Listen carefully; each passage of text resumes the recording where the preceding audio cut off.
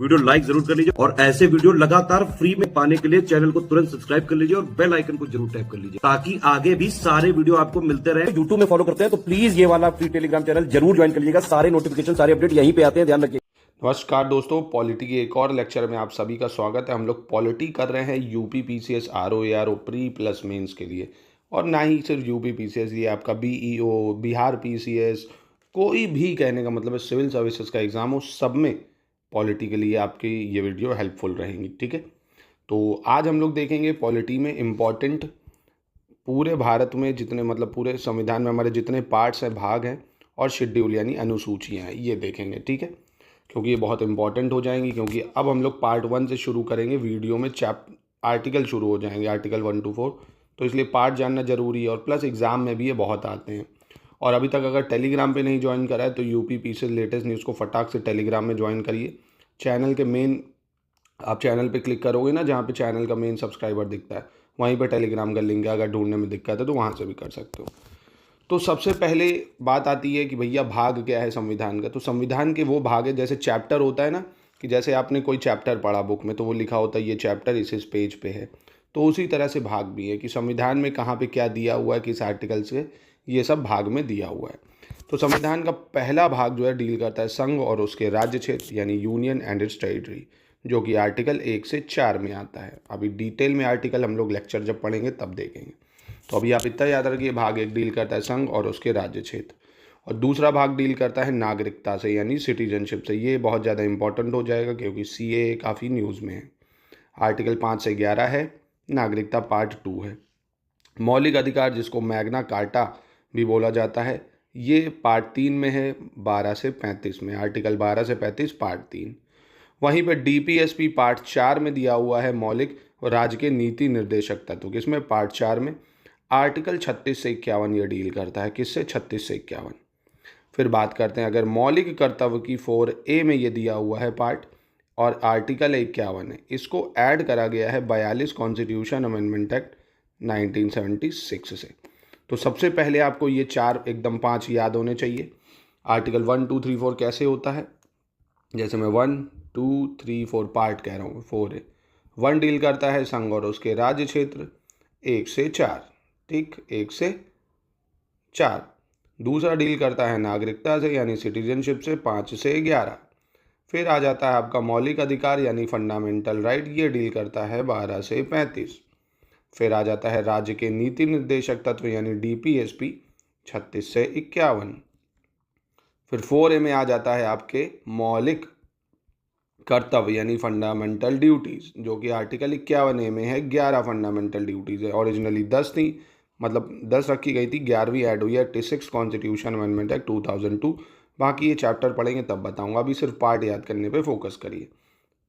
अब देखिए मेन काम सरकार का अब शुरू होता है। देखिए सबसे पहले कौन सी सरकार आती है, संघ सरकार। तो ये पार्ट 5 में है। संघ सरकार मतलब यूनियन गवर्नमेंट की बात कर रहा है, जैसे प्रेसिडेंट, ये सब, पीएम, ये सब। तो संघ सरकार पार्ट 5 में आर्टिकल 52 से 151। ये कभी कभी दे देता है संघ सरकार का मतलब क्या है, उसमें कौन कौन आएगा। कार्यपालिका, कार्यपालिका मतलब जितनी मिनिस्ट्रीज हो गई, होम मिनिस्ट्री हो, डिफेंस मिनिस्ट्री हो, फॉरेन मिनिस्ट्री हो, ये सब मिनिस्ट्री, ठीक है, जितने मंत्री, ये कार्यपालिका का भाग है। ये अभी मत याद रखो, ये चल जाएगा काम, अभी याद कराऊंगा मैं। दूसरा संसद, ये भी संघ सरकार में आएगा। राष्ट्रपति की विधायी शक्तियाँ आएंगी संघ सरकार में। संघ की न्यायपालिका आएगी किसमें, संघ सरकार में। और भारत का नियंत्रक एवं लेखा परीक्षक मतलब कैग आ जाएगा संघ सरकार में। कौन आ जाएगा, कैग। ये इंपॉर्टेंट है, कैग इसमें आता है, ठीक है। तो संघ सरकार पार्ट 5 52 से 151। अब अगर संघ की सरकार है तो राज्य में भी सरकार होनी चाहिए, क्योंकि हमारे पास डिवीजन ऑफ पावर है। तो पार्ट 6 में हमने डाल दिया राज्य सरकारों को। किसको डाल दिया, राज्य सरकारों को। इसमें भी वही है, साधारण, कार्यपालिका, राज्य का विधानमंडल, फिर राज्यपाल की शक्तियाँ आ जाती हैं इसमें, ये सब, ठीक है। राज्यपाल की विधायी शक्तियाँ और राज्यों के उच्च न्यायालय, ठीक है। ये अभी आप नहीं भी याद रखो, बस ये याद रखो, पार्ट 5 संघ सरकार, पार्ट 6 राज्य सरकार। 5 संघ सरकार, 6 राज्य सरकार। अब देखो संघ सरकार बन गई, राज्य सरकार बन गई, और भारत में क्या है, भारत में यूनियन टेरिटरी भी तो है। तो पार्ट 8 में क्या आ जाएगा, यूनियन टेरिटरी। पार्ट 7 को हटा दिया गया है, पार्ट 7 को क्या कर दिया गया है, हटा दिया गया है। तो पार्ट 7 आपका कोई मतलब का नहीं है, ठीक है। पार्ट 8 डील करता है किससे, संघ राज्य क्षेत्र यानी यूनियन टेरिटरी से। 239 से 242, 239 से 242 संघ राज्य क्षेत्र, part 8 of the Indian constitution. अब पार्ट 9 ये ऐड हुआ था 73 कॉन्स्टिट्यूशन अमेंडमेंट एक्ट 1992 से। आर्टिकल 243 से 243 हड़ा तक डील करता है, ठीक है। तो पंचायत ऐड हुई 73 कॉन्स्टिट्यूशन अमेंडमेंट एक्ट 1992। अब आपके मन में एक ये सवाल आया क्या कि क्या पार्ट 9, पहले भी 22 पार्ट थे ना, अब 25 हो गए हैं, तो पार्ट 9 क्या पहले संविधान में पंचायत तो बाद में ऐड हुआ, तो पहले क्या था पार्ट 9 में? देखिए पार्ट 9 और पार्ट 7 को 7 कॉन्स्टिट्यूशन अमेंडमेंट एक्ट 1956 के थ्रू हटा दिया गया। तब यहाँ जगह बच गई, 9 खाली था, तो 9 में डाल दिया पंचायत और 9A में डाला नगर पालिकाओं को।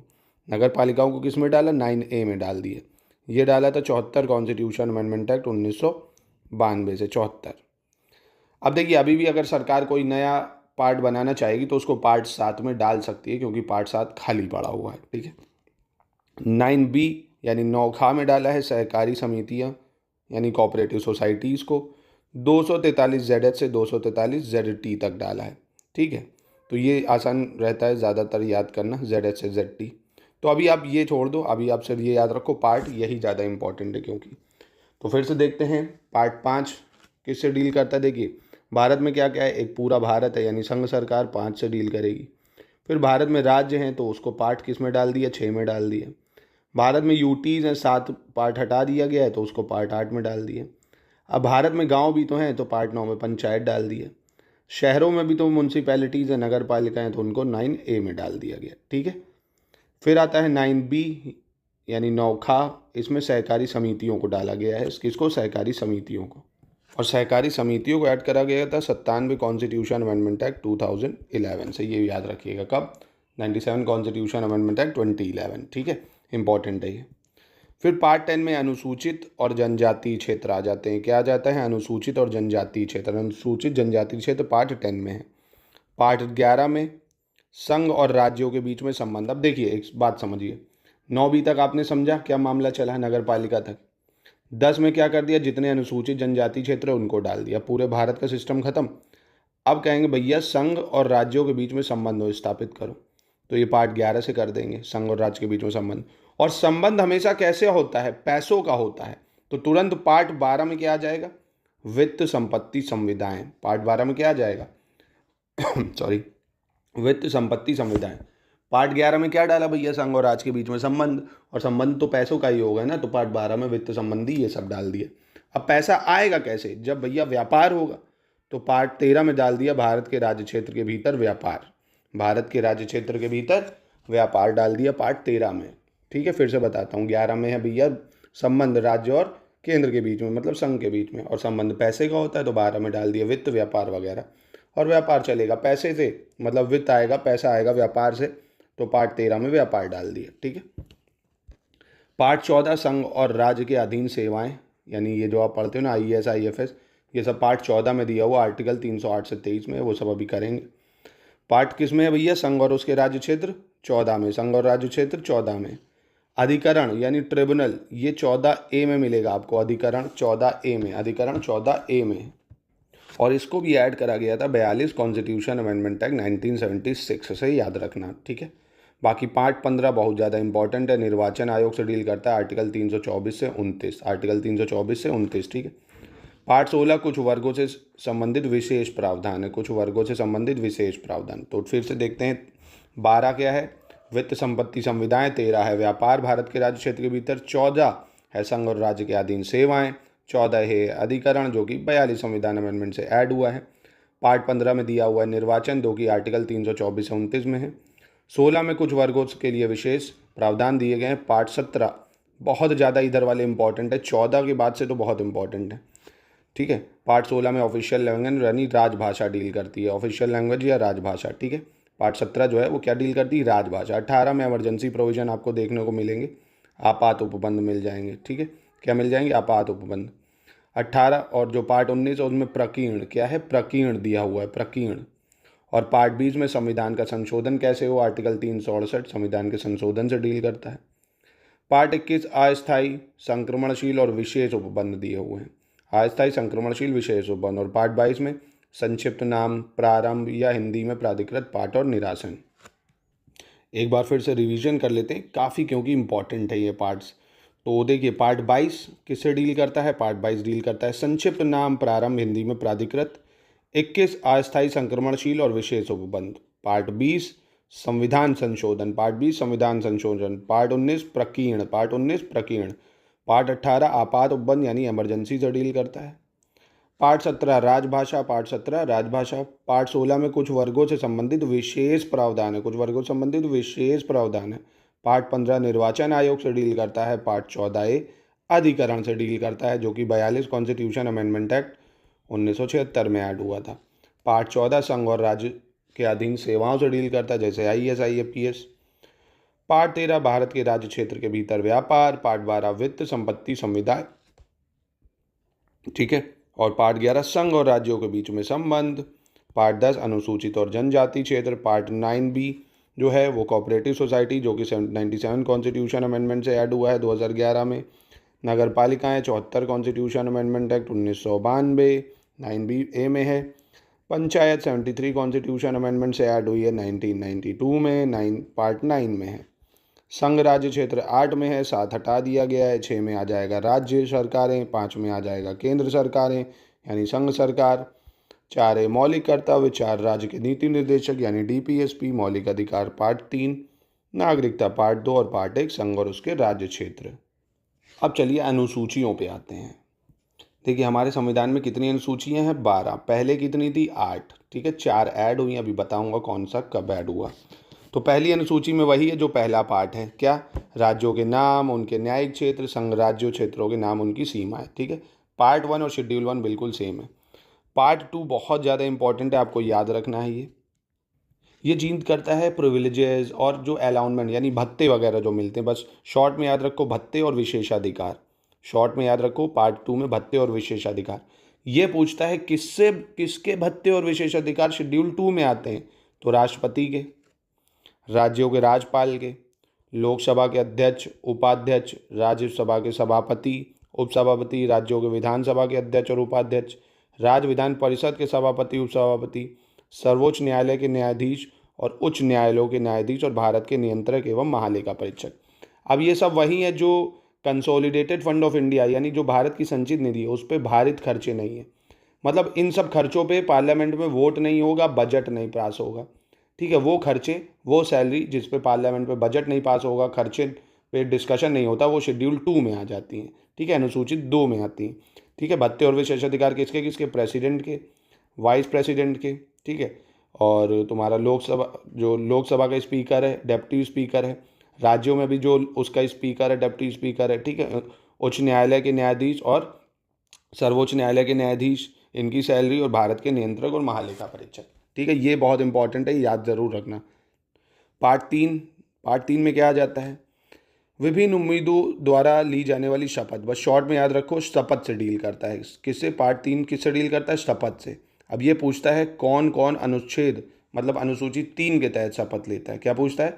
कौन कौन अनुसूची 3 के तहत शपथ लेता है? तो संघ के मंत्री जितने हैं, मतलब केंद्रीय मंत्री। संसद के लिए निर्वाचन हेतु अभ्यर्थी, जो संसद के लिए निर्वाचित होते हैं, वो जो खड़े होते हैं, वो सारे संसद के सदस्य। सर्वोच्च न्यायालय के न्यायाधीश। कैग मतलब भारत का नियंत्रक और महालेखा परीक्षक। राज्य मंत्री जो होंगे, मतलब स्टेट में एक तरह से राज्यों में जो होते हैं। राज्य विधानमंडल के लिए जो खड़े होते हैं विधायक, वो। और राज्य विधानमंडल के सदस्य, उच्च न्यायालयों के न्यायाधीश। अब यहाँ देखो, आपको पूछ ले क्या इलेक्शन कमिश्नर वोट लेता है? तो यहाँ कहीं आपको इलेक्शन कमिश्नर नहीं दिखेगा, ठीक है। याद रखना, प्रधानमंत्री इसमें आपको नहीं दिख रहा है, ठीक है। राष्ट्रपति इसमें आपको दिख रहा है, राष्ट्रपति इसमें आपको नहीं दिख रहा है, ठीक। तो क्या क्या याद रखना? संघ के मंत्री, संसद के निर्वाचन हेतु अभ्यर्थी, संसद के सदस्य, सर्वोच्च न्यायालय के न्यायाधीश, भारत के नियंत्रक महालेखा परीक्षक, राज्य मंत्री, राज्यों के विधानमंडल के सदस्य और आपके उच्च न्यायालय के न्यायाधीश। इंपॉर्टेंट है ये 2 और 3 अनुसूची, 2 और 3 अनुसूची, ठीक है। 2 अनुसूची में फिर से बताता हूँ क्या? विशेषाधिकार और भत्ते। और तीसरी अनुसूची में शपथ। पहली में तो वही राज्यों के नाम वगैरह। चलिए, चौथी अनुसूची राज्यों और केंद्र शासित प्रदेशों के लिए राज्यसभा की सीटों का आवंटन। तो शॉर्ट में याद रख लो, राज्यसभा की सीटों का आवंटन, राज्यसभा की सीटों का आवंटन। अभी मैं इसकी आपको ट्रिक भी बताऊंगा। 5 में याद रख लो अनुसूचित और जनजाति क्षेत्रों के प्रशासन। पार्ट अनुसूचित 5 में क्या है, अनुसूचित और जनजाति क्षेत्रों का प्रशासन, ठीक है। पार्ट 6 में AMTM यानी असम, मेघालय, त्रिपुरा, मिजोरम, असम, मेघालय, त्रिपुरा, मिजोरम, इसके लिए विशेष प्रावधान जो दिए गए हैं वो अनुसूची 6 में है, ठीक है। अनुसूची 7 में जो शक्तियों का डिवीजन है ना, संघ सूची, राज्य सूची, समवर्ती सूची में, उसके बारे में दिया गया है, ठीक है। आपको विषय याद रखने पड़ेंगे। संघ सूची में पहले कितने विषय थे, 97, प्रेजेंट में कितने हैं, 98, ठीक है। पहले 97 थे, अब 98 है। संविधान लागू होने के समय राज्य सूची में 66 सब्जेक्ट थे और अब कितने हैं, 59 हैं, ठीक है।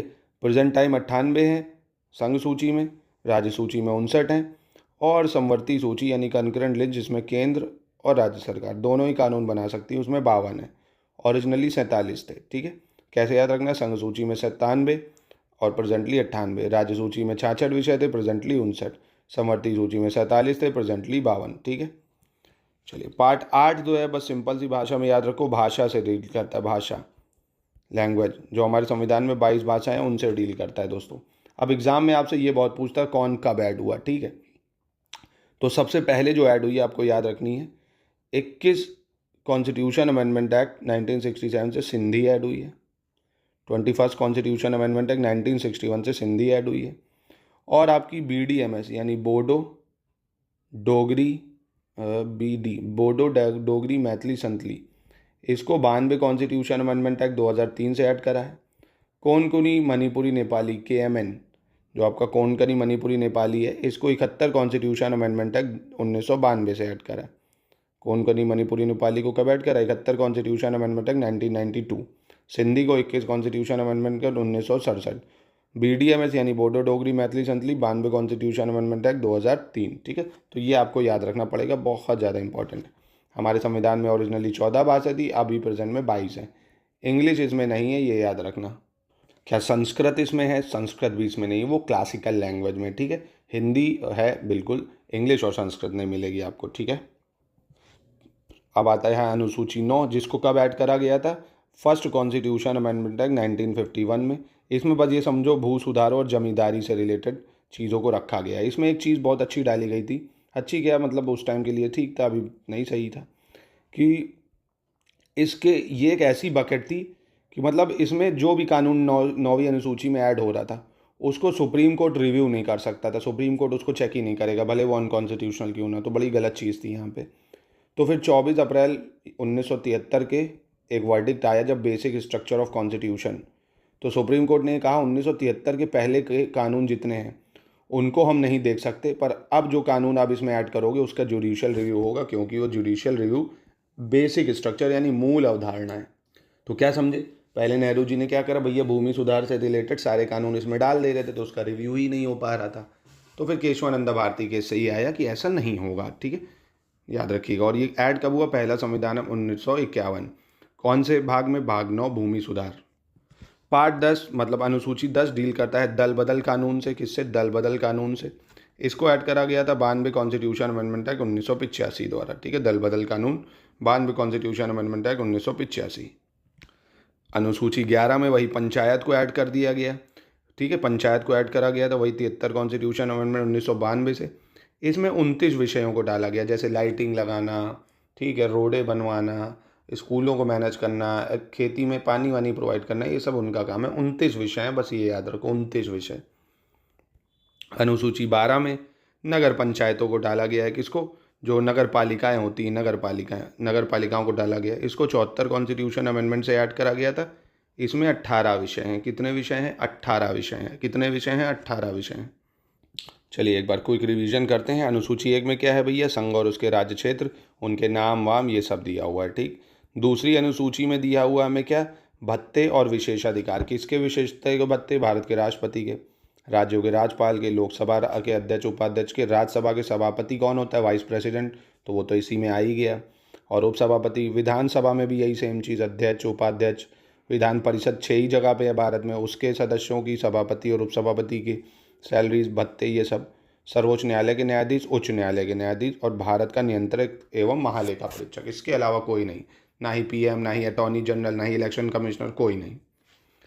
3 में कसम वसम जो खाते हैं, शपथ खाओ मैं कसम, मतलब शपथ वपथ लेना इसमें दिया गया है। कौन कौन शपथ ले सकता है? संघ के मंत्री, जो संसद के लिए टिकट मिलती है, जो निर्वाचित होने के लिए खड़े होते हैं वो, संसद के सदस्य जो बन जाते हैं वो, सर्वोच्च न्यायालय के न्यायाधीश, भारत के नियंत्रक महालेखा परीक्षक, राज्य मंत्री जो राज्यों में होते हैं, राज्य विधानमंडल के निर्वाचन के लिए जो खड़े होते हैं वो, विधानमंडल के सदस्य, उच्च न्यायालयों के सदस्य, विधानमंडल के सदस्य आ जाते हैं, ठीक है। इसमें चौथा, राज्यसभा में सीटों के बंटवारे से डील करता है। पांचवा, अनुसूचित और जनजाति के नियंत्रण के बारे में है। छठा, अनुसूचित और जनजाति क्षेत्र 4 राज्यों में जो है, असम, मेघालय, त्रिपुरा, मिजोरम, यानी AMTM। और 7वीं अनुसूची में जो पावर का डिवीजन होता है संघ, राज्य और समवर्ती सूची में। संघ सूची में 98 सब्जेक्ट हैं, पहले 97 थे। राज्य सूची में 59 विषय हैं, पहले कितने थे? 66 थे। समवर्ती सूची में 47 विषय हैं, पहले 52 थे। तो फ़ोन नंबर बन गया प्रेजेंट का क्या? 98 59 52, याद कर लो। 98 59 52, 98 59 52, 98 59 52, 98 59 52, ऐसे करके याद कर लो। Centre list, state list, concurrent list, मतलब संघ सूची, राज्य सूची, समवर्ती सूची, 98 59 52, ठीक है। 8वीं अनुसूची भाषा से डील करता है। पहले 14 भाषा थी, प्रेजेंट में 22 भाषाएं हैं, ठीक है। हिंदी और संस्कृत, मतलब संस्कृत इंग्लिश इसमें नहीं है, बाकी सारी हो जाएंगी। तो सिंधी को ऐड करा गया था 21 कॉन्स्टिट्यूशन अमेंडमेंट 1967 से। कोंकणी, मणिपुरी, नेपाली को 71 कॉन्स्टिट्यूशन अमेंडमेंट 1992 से। बोडो, डोगरी, मैथिली, संथली को 92 कॉन्स्टिट्यूशन अमेंडमेंट एक्ट 2003 से, जिसको शॉर्ट में BDMS बोलते हैं। और ओडिया का नाम बदल के ओडिया करा गया था 2011 में, ठीक है। 9 में भूमि सुधार से रिलेटेड कानून को डाला गया था, पहले संविधान अमेंडमेंट एक्ट 1951 से। इसमें ऐसा प्रावधान था कि 1973 के पहले के कानून का जो है न्यायिक समीक्षा यानी जुडिशियल रिव्यू नहीं हो सकता, उसके बाद के अगर आप इसमें कानून बना के ऐड करोगे तो उनकी न्यायिक समीक्षा हो सकती है। 10वीं अनुसूची दल बदल से डील करता है, जिसको 92 कॉन्स्टिट्यूशन अमेंडमेंट एक्ट 1985 से ऐड करा गया था। 11वीं अनुसूची पंचायत से डील करता है, 29 सब्जेक्ट हैं इसमें, 73 कॉन्स्टिट्यूशन अमेंडमेंट एक्ट 1992। 12वीं अनुसूची नगर पालिकाओं से डील करता है, 74 कॉन्स्टिट्यूशन अमेंडमेंट एक्ट 1992, इसमें 18 विषय हैं। तो आई होप याद हो गया होगा ये पार्ट्स और शेड्यूल। अब हम लोग जो लेक्चर शुरू होगा, अब मेन कॉन्स्टिट्यूशन के आर्टिकल से शुरू होगा। कल पहला चैप्टर आएगा यूनियन एंड इट्स स्टेट, माफ़ कीजिएगा, संघ और उसके राज्य क्षेत्र, कल हम लोग देखेंगे। आर्टिकल 1 to 4 डिटेल में कवर करेंगे, कैसे भाषाओं के नाम पे राज्य बने, सारे इंपॉर्टेंट जितनी चीज़ें सब जो एग्ज़ाम के लिए ज़रूरी है, पूरी पॉलिटी कवर हो जाएगी प्री और मेंस की इससे। चलिए मिलते हैं नेक्स्ट वीडियो में।